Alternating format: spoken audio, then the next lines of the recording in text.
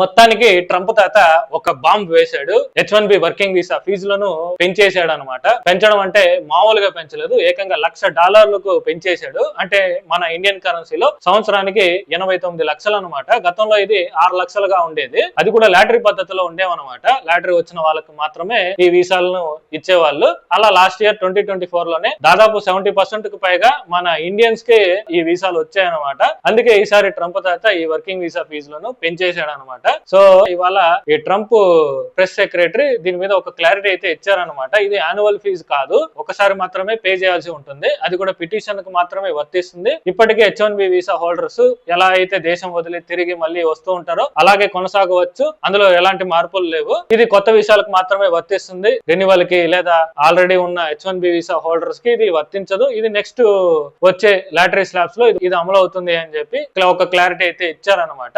ఏది ఏమైనా మన దేశం ఉన్నంత సేఫ్ మనకి ఎక్కడా ఉండదు. ఏదో అక్కడికి వెళ్ళిన తర్వాత జీవితం మారిపోతుంది అది ఇది అని అనుకుంటున్నారు కానీ ఎలాంటి మార్పు ఉండదు అనమాట. ఇక్కడ వచ్చే శాలరీకి ఎంత పెద్ద ఖర్చు అయితే ఉంటుందో అక్కడ వచ్చే శాలరీ కూడా అంతే ఖర్చు ఉంటుంది. పెద్ద తేడా ఏమి ఉండదు. సో దీని మీద మీ అభిప్రాయం ఏంటో కామెంట్ చేయండి. కంటెంట్ నచ్చితే ఒక లైక్ చేయండి.